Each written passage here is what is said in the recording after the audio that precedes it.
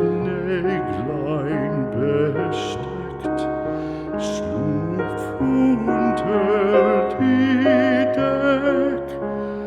Morgen früh, wenn Gott will,